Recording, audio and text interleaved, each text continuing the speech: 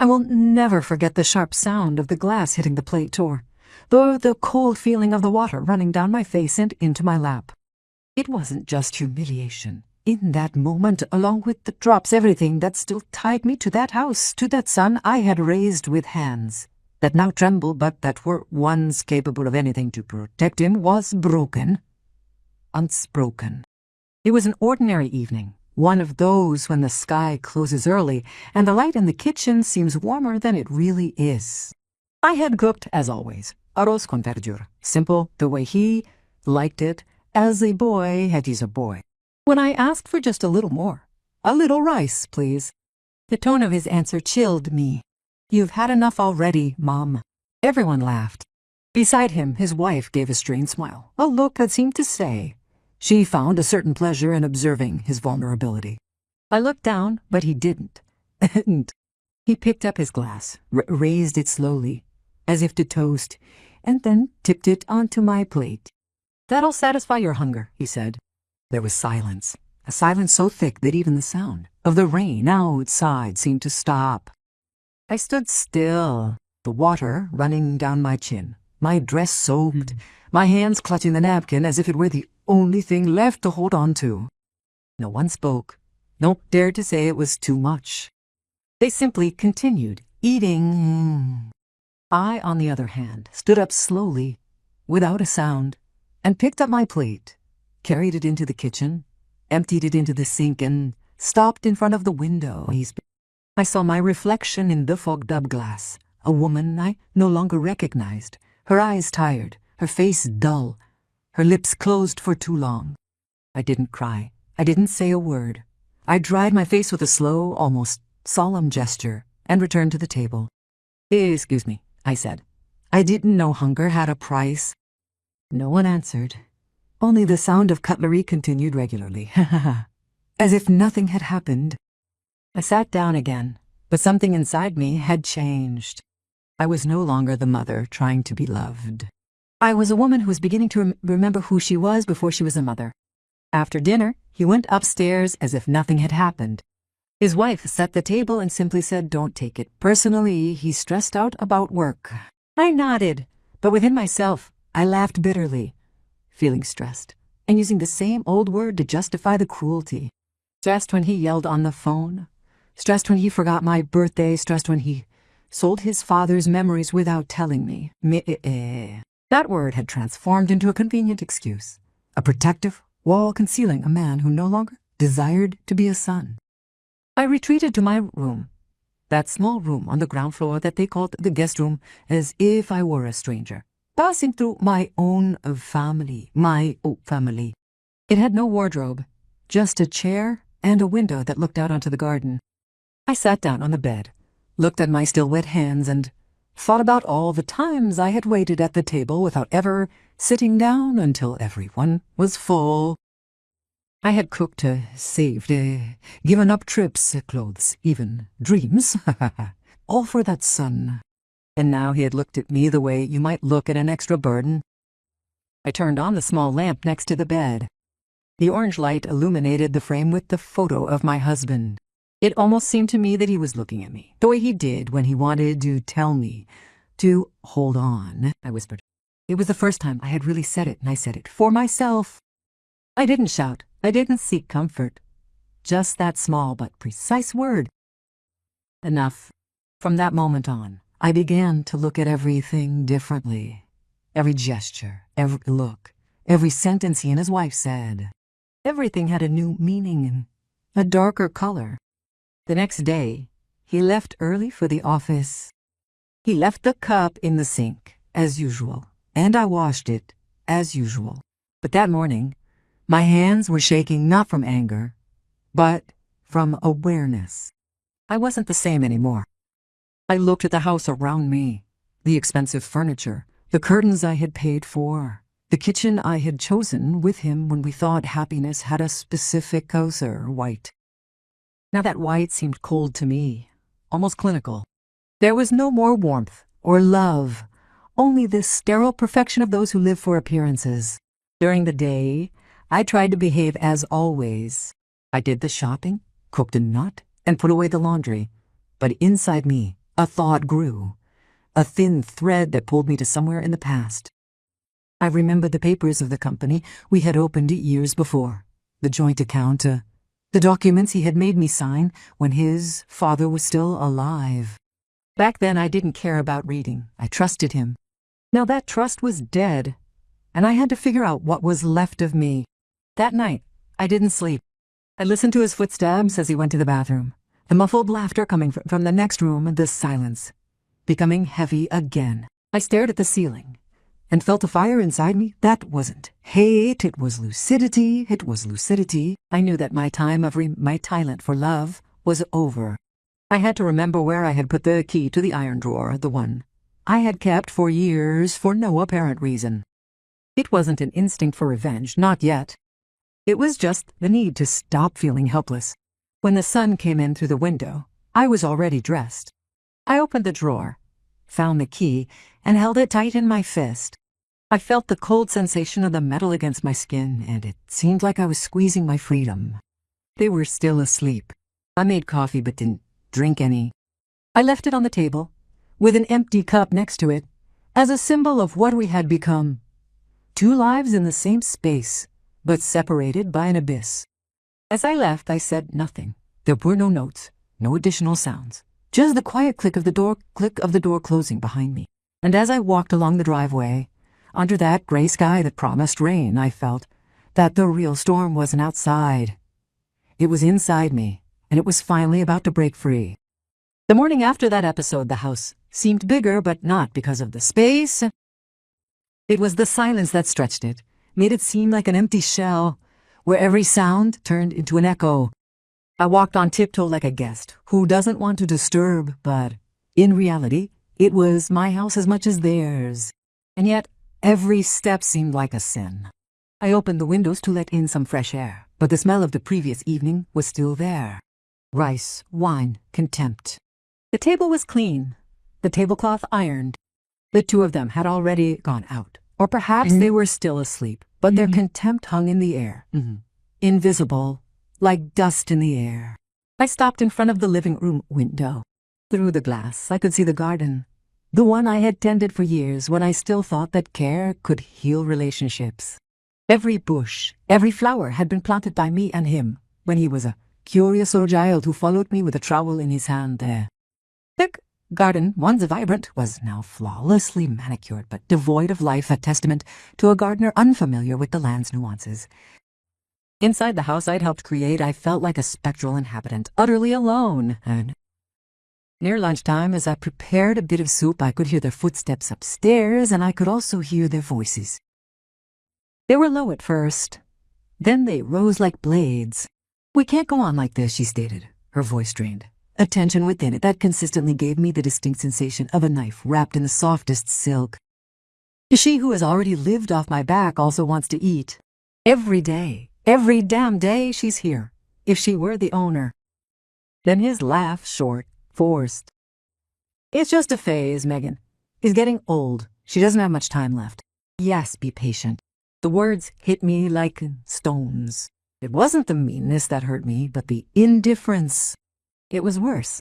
They didn't talk about me as a mother. They talked about me as a thing, a piece of furniture that took up space and consumed resources.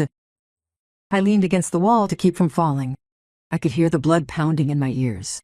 That sentence, "She who has already lived off my back also wants to eat." It stuck with me like a tattoo. I didn't shout. I didn't go upstairs. I just went back to the kitchen, turned off the stove, and sat down. I looked at the still steaming pot, the steam rising slowly like a tired breath.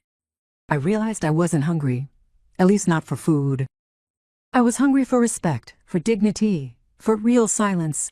I spent the rest of the day in silence, an automatic sequence of gestures that no longer meant anything. Cleaning, folding, tidying. Every movement was a play to avoid thinking. But inside, a thought was growing. I have to leave before they erase me completely. I still didn't know where or how, but I knew that staying meant dying little by little. Every time I would ask for a dish, a gesture, a smile.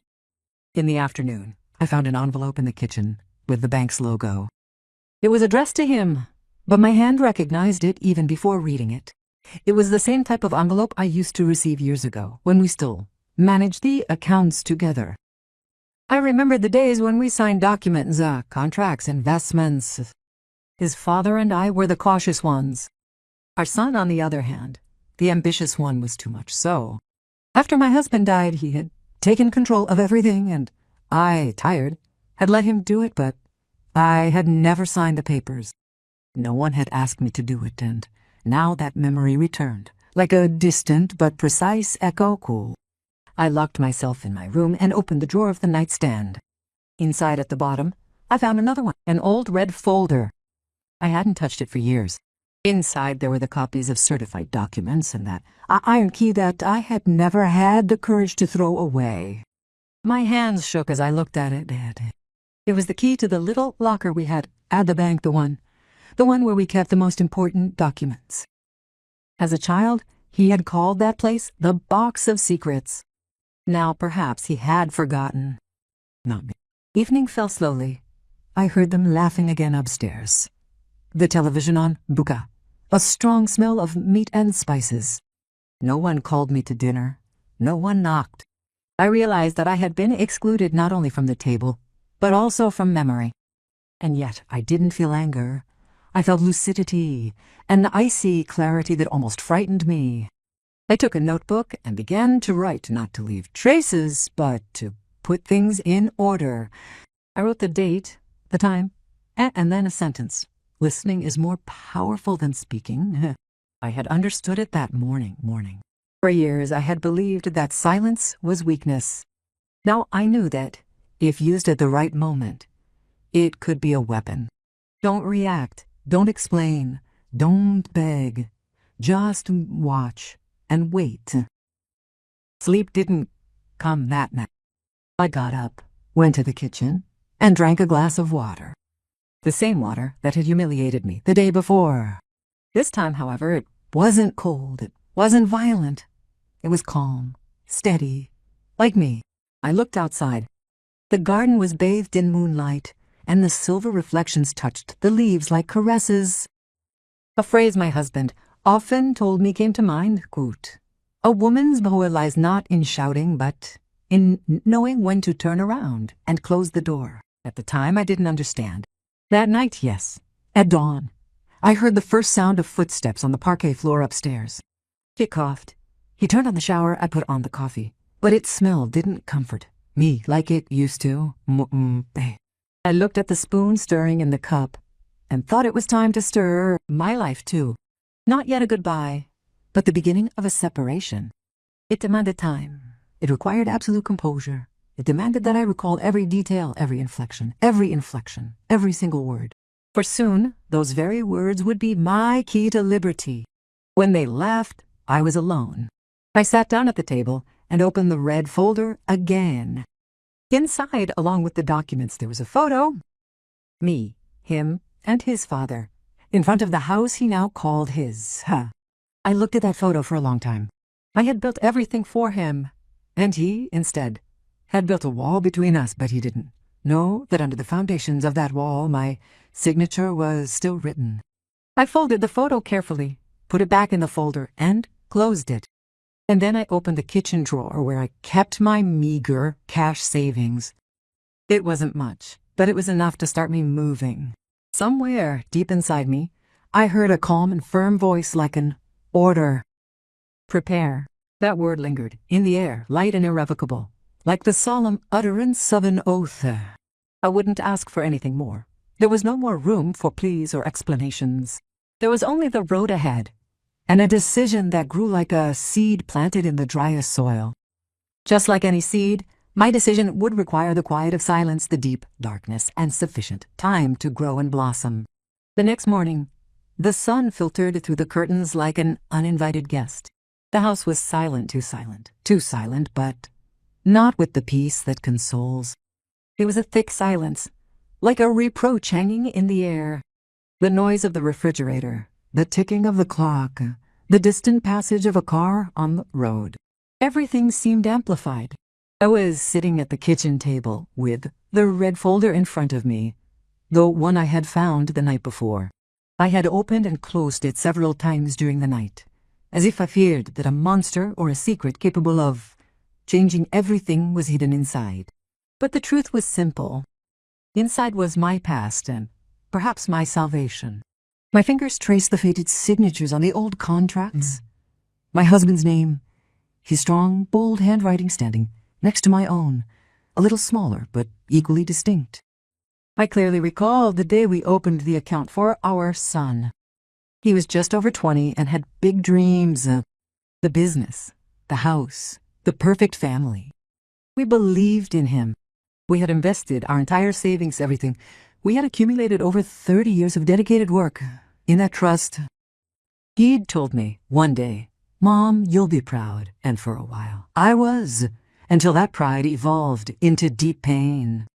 I methodically read each document page by page, taking the time to absorb every single word. The documents clearly stated joint account and explicitly required my signature for any alterations or withdrawals exceeding established limits.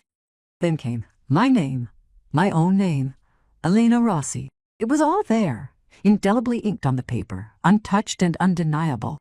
I came to understand that my son's desire for control had led him to overlook a crucial detail: the unwavering power of the bureaucratic system, its relentless memory that never erases, regardless of whether people themselves remember. I gently closed the folder, holding it tightly against my heart. It felt like clutching an invisible weapon, one not yet needed but essential to have ready for any future confrontation. Inside me a cold, unnerving calm settled. It was the same icy calm that had gripped me the day I lost my husband. Not the calm of peace, but the calm of decision. I left the house without saying anything. I put on my light coat, the full-length art I had bought years before in Florence, and took the first bus to the city center. The ride was long, but I looked outside and thought about everything I had given and that they had thrown away as if it were worthless anymore. Oh! Every traffic light, every stop, every unfamiliar face that got on or off the bus seemed to belong to a parallel world, far from my pain. When I arrived in front of the bank branch, my heart was beating slowly but steadily. The building was the same as always, with automatic doors and the cold smell of air conditioning and disinfectant. Everything was the same, except me. I paused for a moment before entering. I took a deep breath and crossed the threshold and approached the counter. "Good morning," I said. "I would like to speak to the manager, please. It is a matter of ownership and joint signature." The young employee looked at me with the air of someone who didn't immediately understand, then typed something on the computer and asked me to wait. Sitting in an armchair, I watched the polished floor reflect the white light of the lamps. I felt no fear, only concentration. After a few minutes, an elegant man in his 50s, with a polite smile, came out of his office. "Mrs. Rossi, please come in." His voice was calm, almost respectful. He invited me in and closed the door. I explained everything to him, without emphasis, without anger, just with the facts. I showed him the documents, the contract, the signatures. He listened, nodded, and finally said, "You're right. Your signature is still valid. Nothing has been changed. Here you are, in all respects, the account holder." Those words burned their way into my soul, a silent, unremitting flame. For a moment, I didn't speak. Then, in a firm voice, I said, "I would like to know the current balance and have a complete statement." He typed something on the screen, then stopped. "Ma'am, let's talk about significant figures. The current balance is around 3 million and something." He didn't say the exact number out loud, as if he were afraid of scaring me. I wasn't scared. I looked out the window, then back at him. "Perfect," I said. "I want everything put under temporary constraint. No movement without my permission." He watched me in silence, then nodded. "Of course, it's your right." He signed some papers, had me sign them too. My hand didn't tremble. Every letter of my name felt like a sharp blow to the past. When I left that room, I was no longer just a humiliated mother. I was a woman who had just rediscovered her power. I walked slowly down the street, my feet moving deliberately. Yet within me I felt a sense of lightness, as though each step erased a scar from my past. I went into a small cafe, ordered a coffee, and sat down by the window. I watched the people pass by, The couples laughing, the children running, and I wondered when I had stopped living for myself, maybe when I had believed that loving meant giving up everything, even respect. I opened my bag and looked at the red folder again. That iron key was shining in the morning light.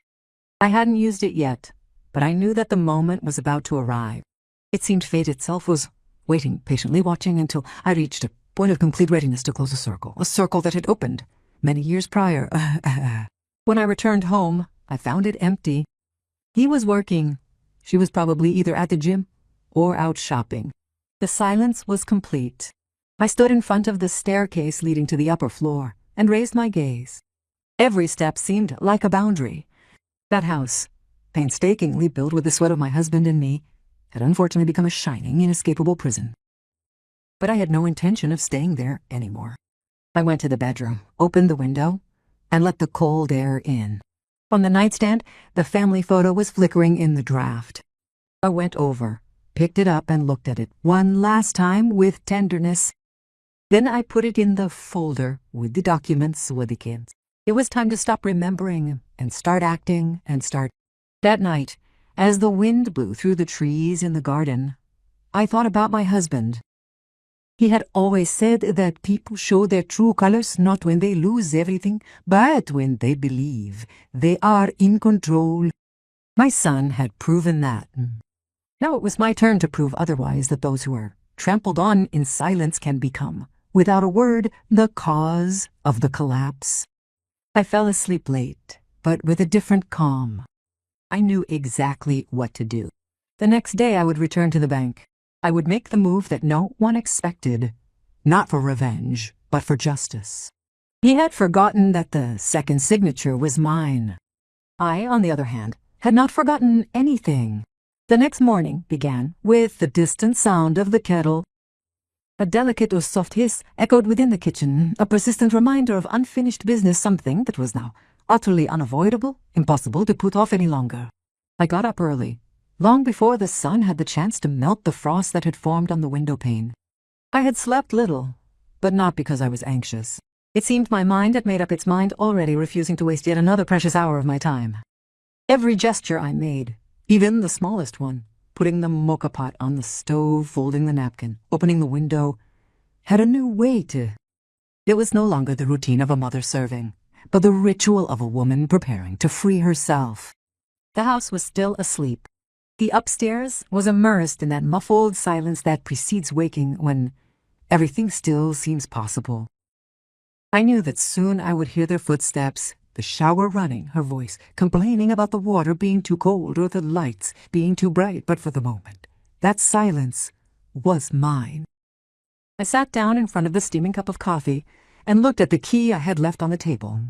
Small, heavy, of dull silver, the engraved number almost erased by time. It was the key to the wine cellar, the one I had kept hidden for years, like a useless memory, and which now shone like a weapon. Over slow sips of coffee, my mind retraced the path to that earlier day, many years gone by, the day we'd opened our safe deposit box together. My husband had taken my hand and, with a gentle but firm grip, had said, "This key is for you, and only for you. If you ever find yourself needing it, I sincerely hope you know how to use it correctly." At that point, I smiled, thinking it was a romantic gesture, or perhaps just a precaution. I could never have imagined that one day that key would become a powerful symbol of my newfound freedom. After finishing my coffee, I took a blank sheet of paper and a blue bed, sat down, and wrote slowly, in a steady hand. Don't worry about me. I don't apologize because I haven't done anything wrong. I thank you for teaching me, in your own way, the value of silence. When you come back, I won't be here. Don't look for me. Mom. I folded the sheet of paper carefully and left it on the table, next to the still warm cup. It wasn't a farewell letter. It was a reminder, a warning. Not to them, but to myself. A promise I was going to keep. Then I got up, washed my hands, and looked at myself in the mirror. I had never felt so clear-headed.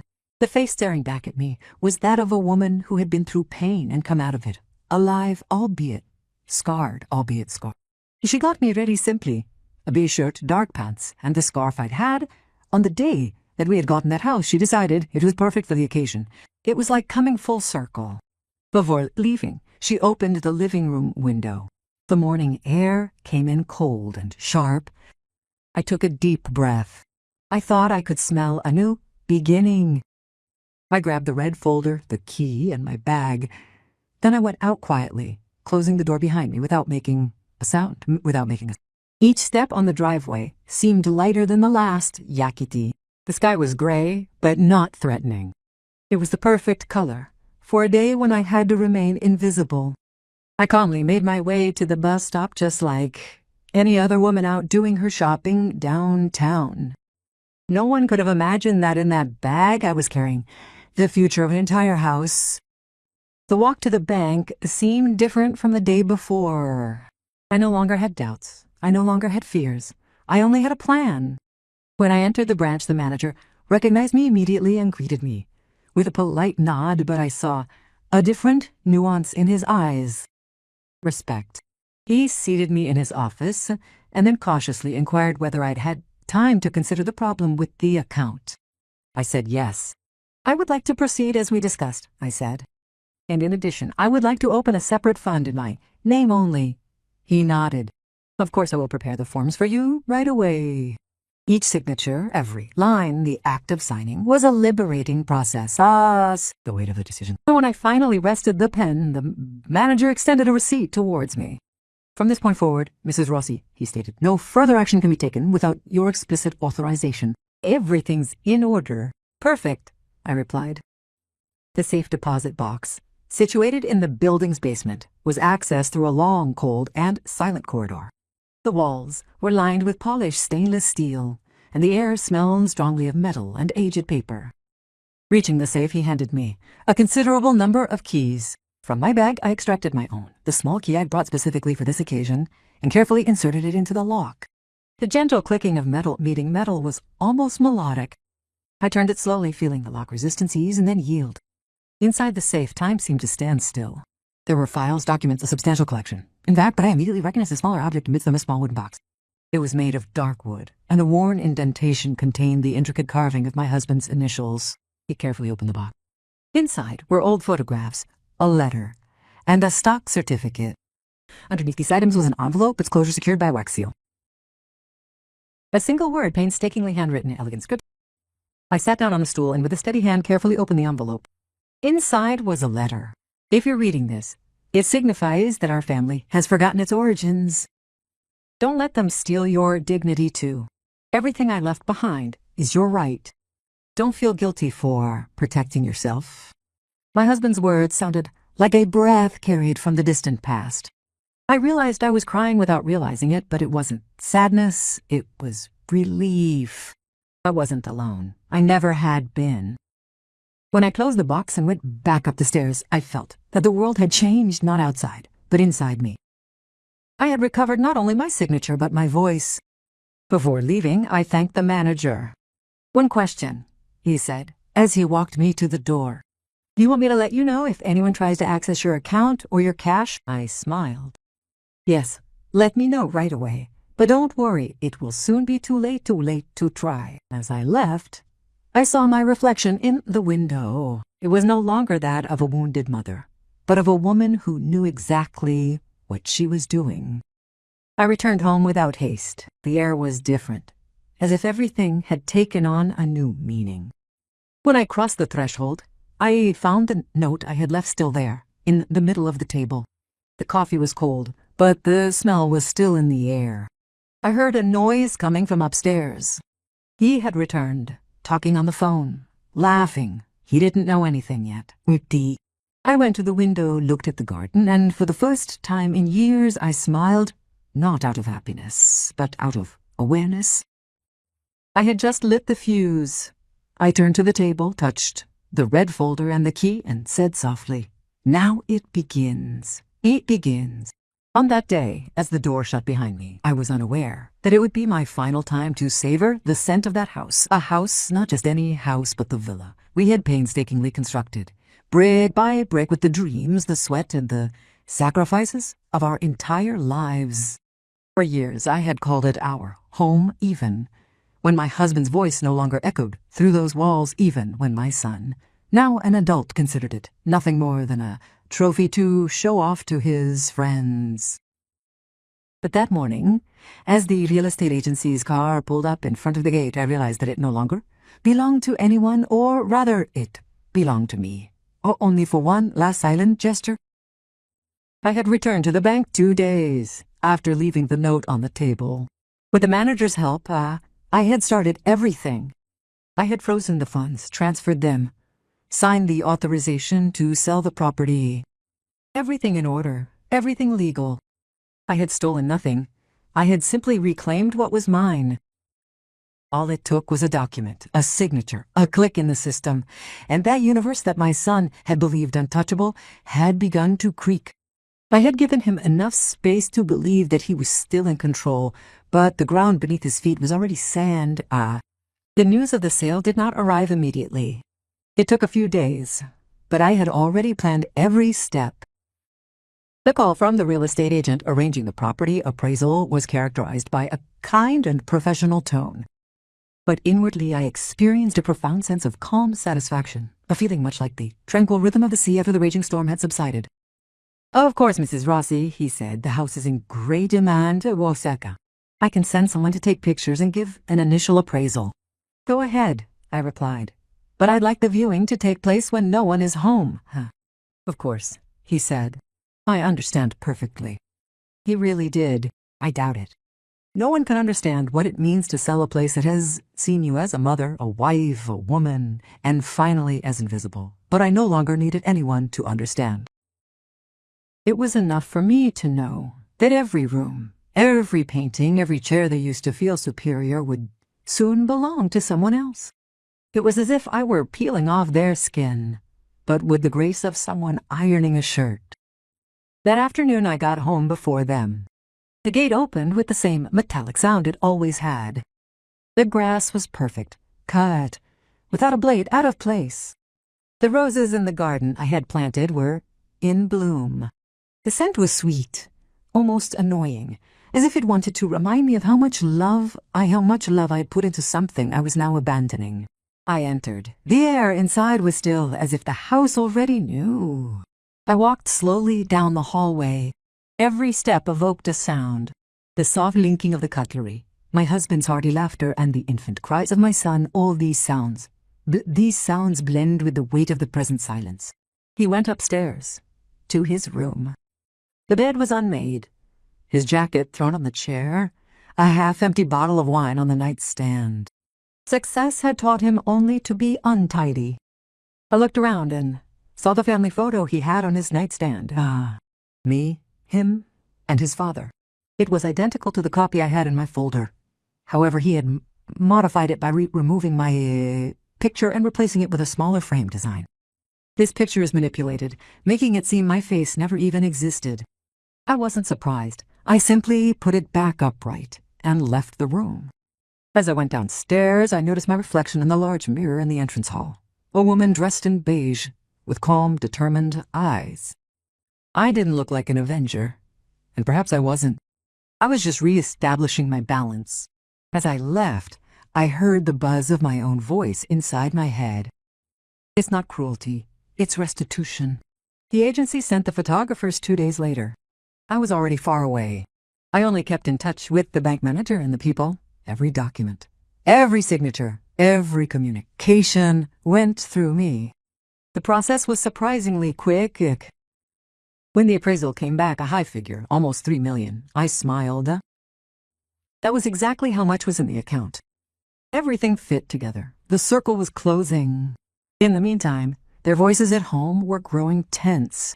They had written cold, polite messages full of feigned concern. "Mom, whatever happened? Do you need some help? Could we talk quietly?"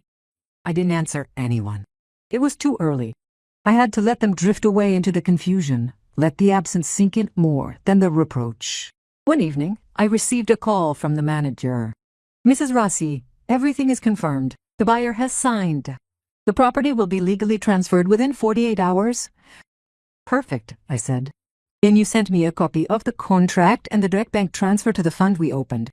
Of course, I ended the call and remained silent, listening to my own breathing. Then I looked out the window of the small hotel room where I had been staying since I had left the house.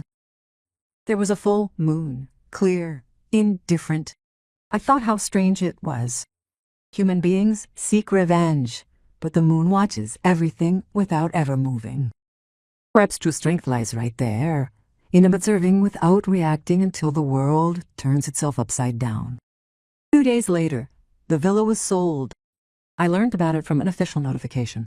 The transfer was complete. Not a sound, not a trace of drama, just a digital file. It marked the definitive end of an era. From that moment on, my son legally no longer owned anything, not the house, not the funds, not the security that had made him feel invincible. I imagined the scene. He was coming home from work. His wife was calling him from the kitchen. An email was open on his phone with the transfer notice the moment when he would realize that he was no longer the owner of anything. I mentally saw him jump up, scream, try to call the bankers. And in that vision I remained still serene, with a cup of tea in my hand, far from everything. I wondered if I would feel sorry for him. I didn't, only a lucid melancholy like the one you feel when you close a book that was too intense. I had spent decades building his confidence, and in return I had received contempt. Now, for the first time, I was in control, but I didn't abuse it. I didn't write, I didn't call, I didn't brag. Indifference was my greatest victory. 1 week later, I received the first phone call, the first of many that would follow in the coming days. Mom, what's going on? They told us the house has been sold. It's a joke, right? You couldn't have done it. I listened to his trembling voice, but I didn't answer. I let the answering machine record every word. Then a message from her. Do you realize what you've done? Where will we live now? I didn't answer that either, until the last message arrived in the middle of the night. Please, Mom, please just explain to me why.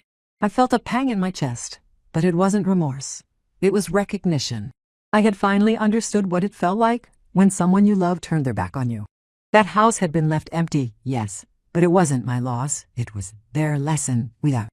And I, far away, watched it crumble piece by piece like a building built on sand. The echoes of her laughter still lived within those walls, but now they didn't hurt anymore. Now they sounded like an old recording, something you could listen to again without shaking. I lay down on the bed, closed my eyes, and told myself that the worst was over. But deep down, I knew it wasn't over yet. I had only opened the first door of my new destiny. The others would soon open on their own. The first rings came at sunset.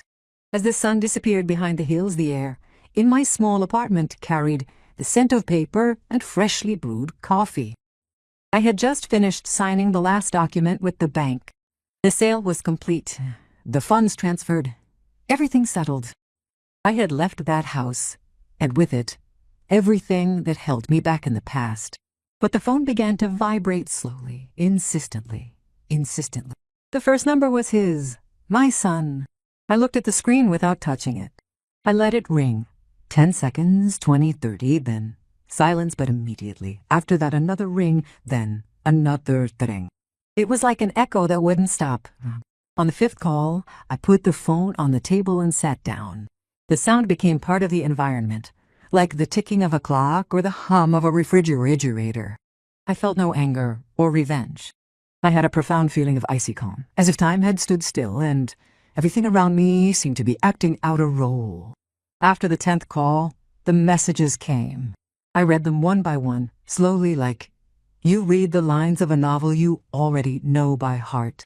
Mom, please, answer. Don't you understand? This is a mistake. We can fix everything. Where are you? Please, at least tell me you're okay.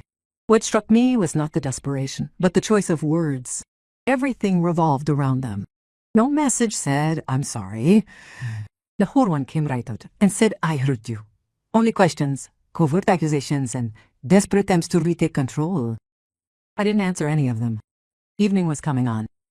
The dim lights in my small living room cast out their gentle shadows on the walls, and I remained seated, the phone resting on the table, watching the intermittent vibration of its screen. It was like an artificial heartbeat, a signal of life from a world that no longer belonged to me. Every ring, every message, every vibration was confirmation that my absence weighed more than my presence. And this, in silence, gave me a strength I had never felt before.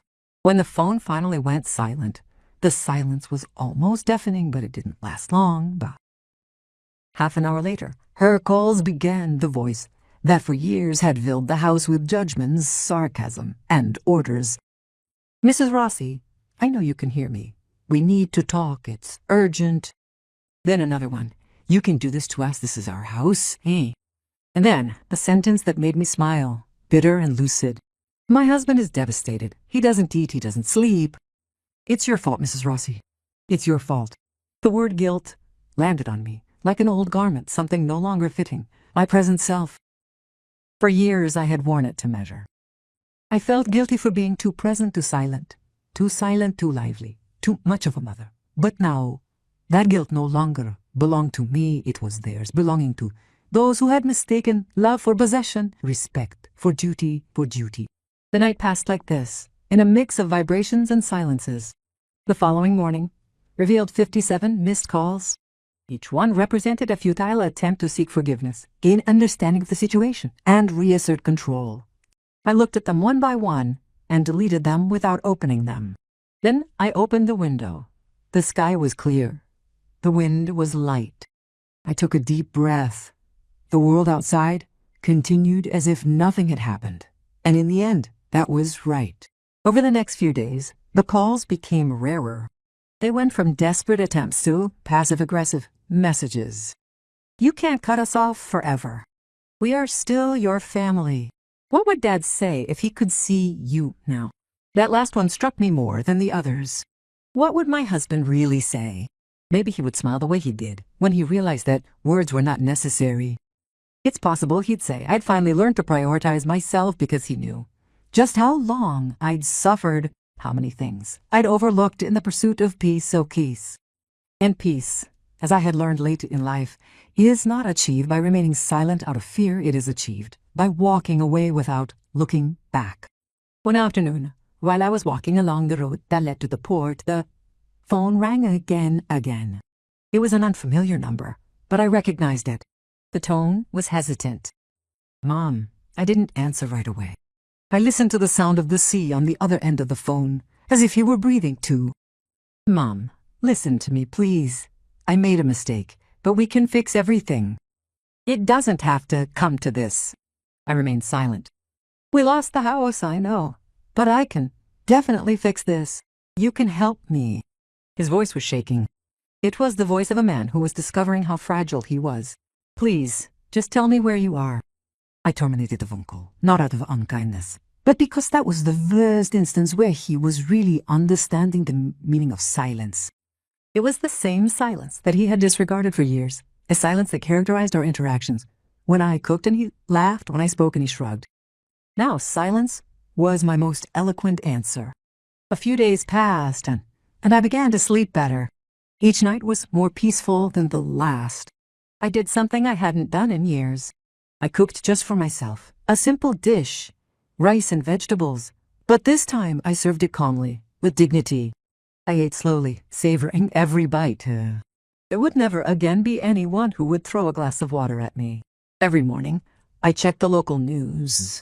One of those nights, I read that a well-known family in the neighborhood had lost their property in a domestic legal dispute. Despite lacking a name, a single sentence explained everything. It was as if the world had decided to give me back exactly what I had lost. After the 57th call, a message arrived that was different from the others, short, to the point. "Are you happy now? We have lost everything. You have managed to destroy your family." I read it twice, then deleted it. Not because it hurt me, but because it did not deserve space. They did not understand. I had not destroyed anything. I had only let what was rotten fall. That night, I put the phone in a drawer and turned off the light. I went to bed with a sense of peace that I had not felt in decades. The sea, in the distance, seemed to breathe with me. I thought about everything I had done and realized that, for the first time, I did not need to justify myself. I was no longer the humiliated mother who begged forgiveness for being alive. I was the woman who had chosen not to beg for love anymore. The last thing I did before falling asleep was open the notebook I kept on my nightstand. I wrote just one sentence. When they threw water in my face, they extinguished a mother. But from those drops a new woman was born. I closed the notebook, turned off the lamp, and let the silence come back to protect me. My passport had been at the bottom of my desk drawer for years, wrapped in an old linen handkerchief. I had renewed it twice, each time with the intention of using it one day. But that day had never come. There were always other priorities. My son's school, the bills, work, my husband's illness, the house to maintain. My life had been a long list of afters, but that morning, as the filtered through the thin curtains of the small apartment I had rented after selling, I realized that there was no after. Anymore, there was only now. I opened the drawer and picked it up. It was smooth, almost new, my name printed in letters that looked like they belonged to someone else. I had never left the country. I had never had the courage, or perhaps the freedom, to choose a destination for myself. All of them. My travels had been for someone else. Now I was about to leave, without explanations, without permissions, without promises, with just a one-way ticket and a calmness that surprised me. I booked the flight in silence, from the same laptop I had used to transfer the funds. I chose a city by the sea, far enough away that memories could not follow me, but not so far away that it seemed like an escape. Of a place where no one knew me and where I could walk without being called mother, madam, problem, only Elena. Problem, only Elena. The airport was cold, impersonal. People were running around with their suitcases. The sound of trolleys on the polished floor was like an orchestra of departures. I walked slowly along, carrying a small bag and a modest suitcase. I didn't have much to carry, because by now I had understood that freedom weighs little. There was nothing left behind but a red folder secured in my bank and a silence that conveyed 1,000 goodbyes. When the passport control officer took my document in her hand, she looked at me with a formal smile. "Vacation or transfer, madam?" she asked. The answer came out of me without thinking. "I'll start over." She smiled without understanding, then. But I did. Sitting on the plane, I looked out the window as the clouds parted like veils. Below me, the earth became a map of colors and memories that no longer belonged to me. I felt no fear, nor relief. I felt something deeper, a kind of peace that I had never known, the peace of not having to explain anything to anyone, anyone. During the flight, I thought about everything I had left behind. The house that was now sold, the empty accounts, the 57 calls I had never answered. I thought about the note I had left on the table, that sheet of paper folded into 4 words, and I wondered if they had finally really read it or if they had just interpreted it as another gesture of weakness, but in the end it didn't matter. It was none of my business anymore. When the plane landed, the sky was clear and the sea was visible from the runway. It seemed like a sign to me. As soon as I stepped out of the terminal, the salty air hit me with a smell that smelled of childhood and promises kept too late. I took a taxi, and I watched the city pass by through the window. Pastel-colored buildings, laundry hanging on the balconies, children running through the narrow streets. It was a simple place, almost timeless. It made me think back to the life I could have had if I hadn't wasted so many years trying to measure up to someone who would never have noticed the effort. The apartment that I had reserved was small but bright, featuring a terrace that overlooked the sea. I opened the windows and let the wind in. The sound of the waves entered like an old and familiar guest. I put down my suitcase, took off my shoes, and sat on the ground. I looked outside. For the first time in years, I didn't have a plan, and I didn't need one. In the days that followed, I began to build a new routine.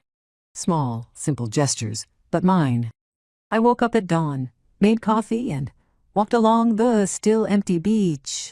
Every step on the sand erased a piece of the past. I no longer needed to count the days or hours. Time was mine again. I bought a new notebook and wrote on the first page, I didn't run away. I finally caught up with myself. Every day I added a few lines, sometimes telling dreams, other times memories.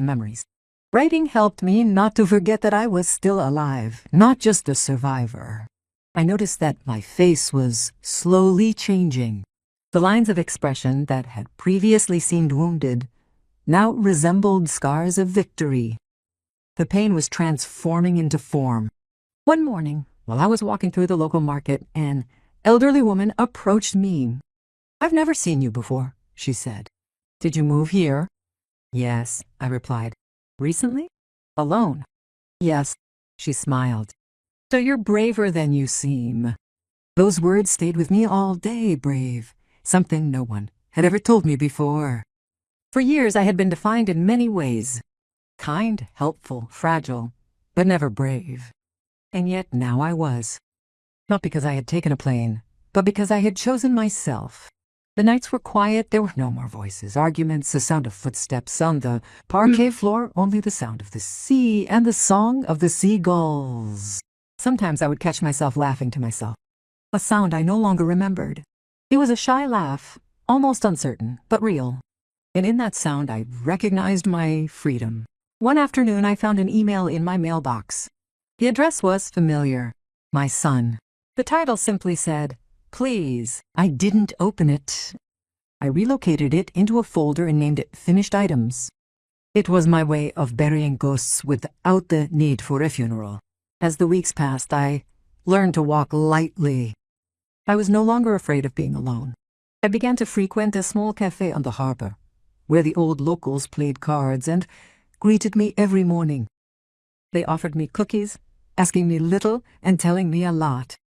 There I understood something simple. Solitude is not a condemnation when it is chosen. In the evenings, I often sat on the terrace with a glass of wine and watched the sunset. The shades of the sky reflected in the water, and every color seemed like an answer. No words were needed, no apologies, no revenge. I had already won, not because I had taken everything from them, but because I had stopped belonging to those who had never truly seen me.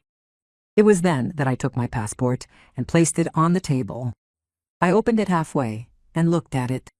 My face in the photo, still serious, almost sad. I touched it with a finger and smiled. "Now yes," I said in a low voice. "Now I really do look like that woman." I was finally free. Not in the romantic sense, not in the dramatic sense. Free in the simplest and most difficult way possible. Free to exist without asking permission. The first morning in my new house by the sea seemed unreal to me. The sound of the waves came in through the open window, and the air had a different smell, a mix of salt and coffee, and for a moment I woke up, thinking I was still in the old room of the villa, the cold and narrow one, on the ground floor with the window overlooking the garden tended by others. But when I turned and saw the golden light reflecting off the white walls, I understood that I was no longer a prisoner of any memory. The house was small, but perfect. 2 rooms, a simple kitchen, a balcony overlooking the sea, and a garden with 2 lemon trees. I didn't need anything else. Every object was in its place. Just a few things, all chosen by me. There was nothing that reminded me of my old life. No paintings, no photographs, just silence, and the wind knocking gently on the shutters. I got up and walked barefoot to the terrace. The sand was so close that it seemed to invite me. Below the shore it was deserted. The waves broke rhythmically like a breath. Sitting on the edge, I realized how light the world was when you no longer carry anyone on your shoulders. For the first time in years, I didn't have to justify every move I made. I didn't have to ask permission to turn on the radio, to cook, to go out or stay. I could live, simply live without the constant fear of disturbing anyone. That day, I decided not to turn on my phone. I'd kept it turned off from the moment I'd left the airport. It was like a closed door to another dimension. Inside there were voices that I didn't want to hear anymore. Words that no longer deserved to enter my day. Silence, on the other hand, had become my favorite music. I began a new routine made up of small gestures, the ones that seem useless but that actually save lives. Every morning at 7 o'clock, I would go out to walk along the beach. I would greet the fishermen who were fixing their nets, the woman at the kiosk who always smiled at me, and the old dog that followed me to the pier. No one asked me who I was or where I came from. No one looked at me as if I were an encumbrance. Here, my age was not a mark. It was just a detail, like the color of my hair or the wrinkles that the sun drew on my face. I felt part of the landscape, and that feeling of belonging was something I hadn't felt for a long time. As the days went by, I began to fill the house with little things that made me smile. A vase of fresh flowers, a colorful tablecloth, a book of poems found at a flea market. Each individual object held a soul, and their collective essence formed my new story. One afternoon, while I was tidying up the kitchen, I received a visit.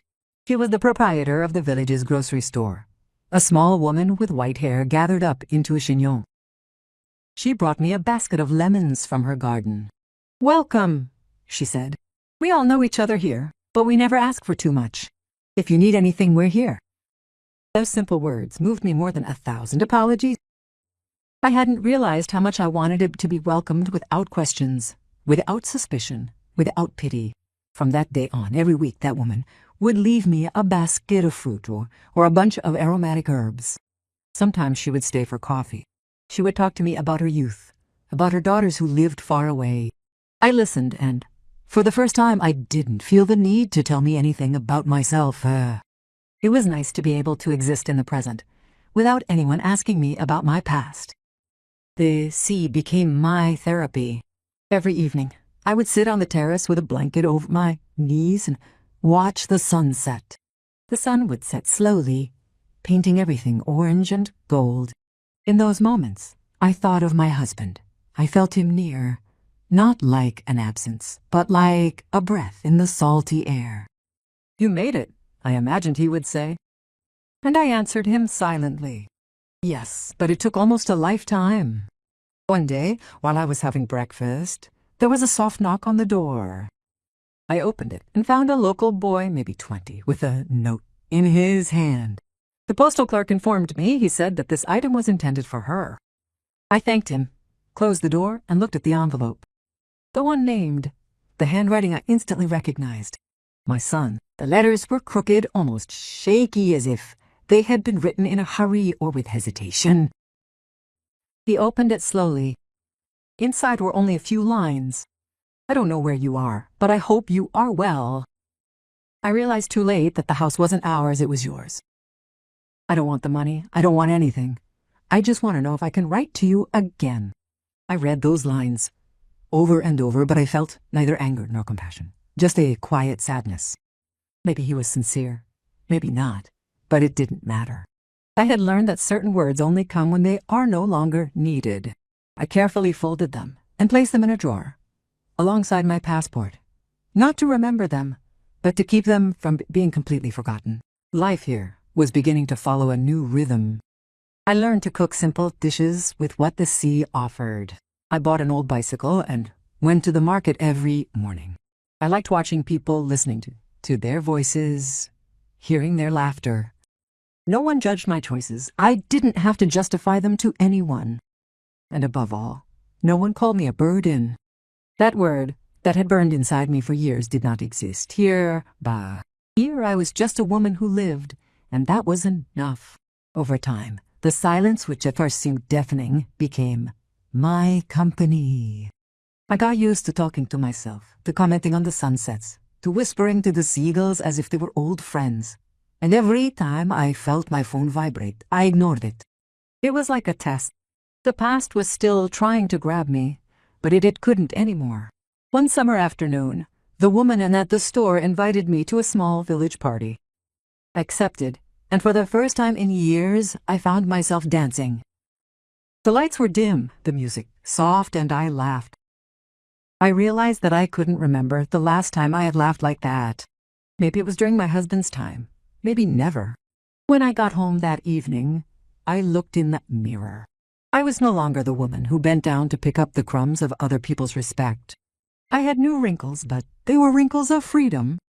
I ran a hand over my face and said softly, "No one calls me a burden here." And it was like casting a spell. From that day on, the house by the sea was no longer just a refuge. It became my world. Every morning, when I opened the windows and heard the song of the sea, I remembered something simple but fundamental, that my life wasn't over. It had only just begun. Months passed.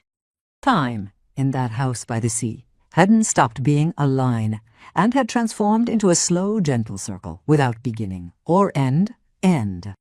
Every day resembled the next, but not in a monotonous way. It was a reassuring continuity, a rhythm that belonged to me. I would wake up early, open the windows, and let in the sound of the waves and the scent of coffee boiling on the stove. Following that, I would sit on the terrace and jot down a few lines in my notebook, a notebook that had by now become, in a manner of speaking, a diary of my rebirth. I was no longer afraid of silence. On the contrary, I sought it out. It had become my sacred space, my boundary with the world. Every now and then, however, something would take me back. A sound, a sentence, a photograph glimpsed by chance. Memory is an animal that sleeps lightly. It doesn't take much to wake it up. One day, while I was walking along the beach, I saw a family sitting at a table under a gazebo. A mother was laughing. Her children were talking over her, altogether disorderly, alive. I stopped to watch them. I felt no envy, but a strange bittersweetness. I thought that once I too had been like that, the invisible center around which the others revolved. Then slowly they had pushed me to the margins until I had become a shadow. But shadows, if you leave them in the right light, change shape, become protection, no longer absence or co. Returning home, I found a white envelope in the mailbox with no return address. I opened it calmly. Inside was a single sentence, written in my son's uncertain handwriting. "Please forgive me. I have nothing left." I sat on the couch and stared at those words for a long time. I didn't cry. I didn't smile. I just felt an ancient calm, the kind that comes when you understand that forgiveness is not a favor you grant to the one who hurt you, but a gift you give to yourself to stop bleeding. I no longer felt hatred for him, but I didn't feel the need to open that door again either. I folded it carefully and placed it between the pages of my diary, next to a sentence I had written days before. I no longer owe anyone. It was true. I had spent decades feeling like a burden, an obligation, a duty to be carried. Now I was a woman who walked lightly, without financial support, without external control, without anyone defining me. That liberating lightness possessed a strength I had never known. As the days passed, I began to talk to more people in the area. At last I felt ready to be known, not for the things I had lost, but for the person I was becoming. Over at the grocery store, the woman introduced me to a group of my neighbors who met each Friday to cook dinner together. They invited me, and I accepted. When I arrived, I found a long table covered in flour, bread, laughter, and stories. No one asked me how many children I had or where I was from. They just gave me an apron and a piece of dough. "Work with your hands," one of them said. "That way your thoughts settle." She was right. As I kneaded, I felt the strength return to my fingers. Every movement erased an insult, a shortcoming, a wound. When the bread was ready, we put it in the oven and waited. The fragrance that permeated was familiar, reminiscent of the happy days of long ago. Yet this time, there was nobody to make me feel like I didn't belong. They offered me the first piece. Still warm, I ate it slowly and understood that simple gesture, sharing bread, was the symbol of a new family, one that I had not given birth to, but that I had chosen. That evening I returned home late. The sky was clear, and the sea seemed to breathe with me. I took a seat on the terrace, opened my diary, and wrote. They excluded me, but I saved myself. It was the purest truth I had ever written. Being excluded for years had been my hell, but now I understood that very exclusion was my strength because it had forced me to look inside myself, to understand who I really was, beyond the roles, the expectations, the titles of mother, wife, sacrificed, woman, wife, sacrificed, woman. I was no longer a definition. I was a person. I began to feel alive in ways I had forgotten. I signed up for a painting course taught by an elderly artist who lived nearby. "I don't teach painting here," he told me on the first day. "I teach how to look." Look, I thought. That was all. For years I had watched others, their needs, their desires, their disappointments. Now I looked at the world and myself with the same attention. And in those colors, in the deep blues and warm yellows, I found a new language. Every brushstroke was a step away from the woman I had been. One morning, the teacher approached my easel, observed the painting. In silence, then said, "Do you know what I see? A calming storm.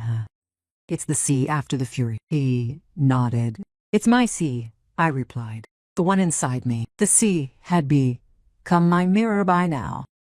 It spoke to me with its constant voice, never the same, never hostile.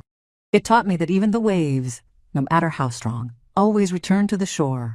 And so did I. I went far, but then I always returned to myself. My house was full of light. Every room told a story. The kitchen smelled of basil and lemon, the bedroom of lavender, the terrace of wind and salt, and in each of them there was a fragment of my freedom. I no longer sought approval. I no longer waited for messages. I no longer counted my absences. The silence of the phone had become a sacred, almost a therapeutic sound. Every day that passed without receiving anything from them was a day of victory. All evening, as I closed the windows, I noticed the reflection in the glass. I stopped to look at myself. The same wrinkles were there, but my face was different. It no longer bore the weight of shame or tiredness. It bore dignity. I touched my cheeks and said softly, almost out of habit, but with a new conviction, "Don't call me a burden ever again." I said softly, but the words lingered in the air, sounding almost like a blessing. The evening felt like a distant memory, yet I vividly recalled that glass of water flung across the table and the mocking laughter that greeted my hunger. I remembered the woman who had stood up in silence, who had looked at the window and decided to leave, and I realized that woman would have smiled at me today. Freedom is not just about leaving. It is about staying true to yourself when everything pushes you to forget yourself. It is choosing silence when you want to shout "Uwagaruba," calm when you want to destroy, dignity when the world wants you to bend. I had chosen all this, and finally, after so long, I had stopped wondering if it was too late, because it never is, as long as you can breathe. I closed my diary, turned off the light, and while the sea beating gently against the rocks, I understood that forgiveness, true forgiveness, was not towards them, but towards myself. I had stopped hating myself for having stayed too long, for having believed too much, for having loved too much. I was no longer the weight they dragged. I was the stone on which I would build my peace. December arrived slowly, like a polite visitor. It brought with it the smell of winter, the sound of distant bells, and the brief light of afternoons that ended too soon. My house by the sea was now quieter than it had been previously. The wind carried with it the echoes of the days gone by, but it didn't hurt me. There was a different, profound quiet, like the one that precedes a prayer. It was my first Christmas alone. And yet there was nothing sad about this thought. It was just true. For years, Christmas had been a theater of appearances. Perfect tables, forced smiles, presents chosen out of obligation rather than affection. I struggled to make everything harmonious, to make them feel good, to pretend that we were still a close-knit family. And while they were toasting, they looked at me, as one would look at an antique piece of furniture, with superficial respect, but no love.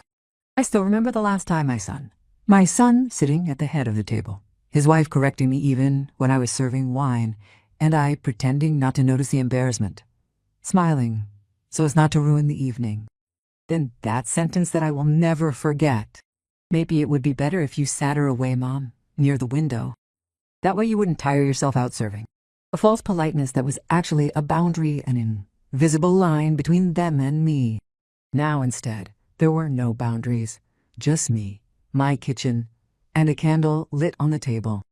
I had bought a small tree from a shop in the port. I had decorated it with shells, ribbons, and wool threads. It wasn't fancy, but it was mine. Each decoration represented a chosen memory, not an imposed one. One evening in early December, as I was arranging the last shell on top, I realized that that simple gesture was my redemption. I no longer had to wait to be invited by anyone. I didn't have to. I could no longer hope that someone would remember me. I had remembered myself. The days passed slowly, but fully. I wrote, cooked, walked. The winter sea was harsher, but also more sincere. Every wave seemed like a confession. Sometimes, as I walked on the deserted beach, I thought of my son. I wondered if he had found another place to celebrate. I imagined their table, the new tablecloth, the crystal glasses, but in the center, in the place where I used to sit, a void, unseen, but present like a ghost. I had no illusions that they missed me with love, but I was certain that that void spoke. Silence, after all, is a voice that never fades. Christmas Eve arrived with a golden sunset. I prepared a simple dinner: baked fish, homemade bread, and white wine. I set the table for just one person, and for the first time, that solitude did not weigh on me. It was dignity. It was space. It was proof that my life, even reduced to the essentials, was still full. I toasted alone, but I never felt less alone than when I was toasting surrounded by those who made me feel invisible. To freedom, I said softly, and to the courage not to return. The glass clinked against the edge of the plate, and the sound was clear, almost musical. That was my toast, my farewell to everything I had left behind. I sat down and ate slowly, watching the candle flame flicker in the breeze that filtered through the windows. Every flicker seemed like a memory fading away.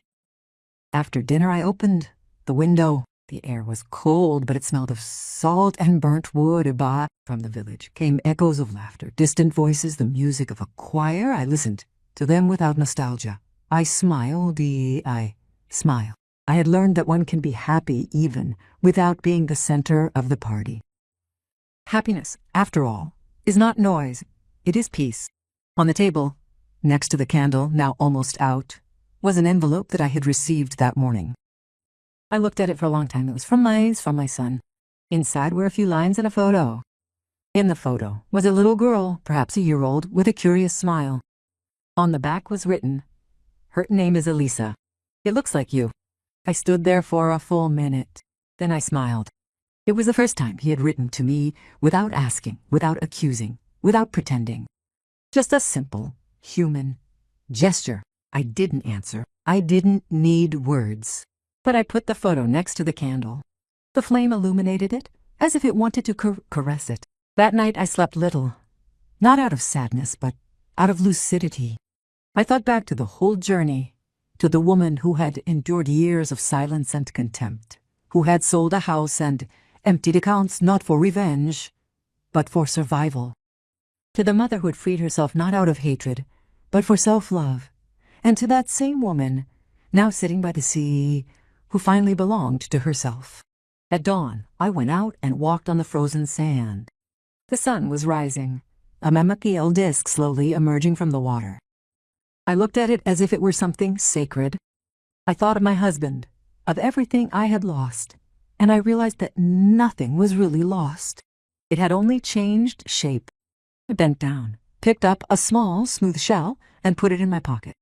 Then, looking at the horizon, I said softly, "I don't miss you anymore, but I forgive you." Those words weren't just for them, they were from me.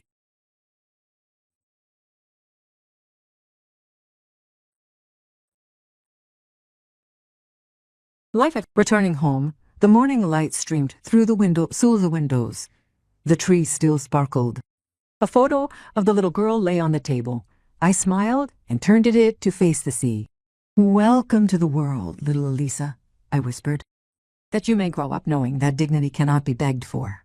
It must be guarded." Then I had breakfast. The bread from the day before, the hot coffee, the silence as a background. And when I raised my glass, I made a final toast, not to the past, not to revenge, but to peace. I toasted to everything I had learned, that love, if it hurts you, is not love. That family, if it humiliates you, is not home. That solitude, if chosen, can be the purest form of freedom. In the end, I had lost nothing. I had only stopped being where I was not wanted. The empty place next Christmas would be my silent speaking, my name, not spoken, but alive in every gesture, ricca, my dasture, of someone who one day would understand too late that you cannot erase a mother or a woman who has learned to be self-sufficient. And as the sea turned gold, I closed my eyes and smiled. The world was the same, but not me.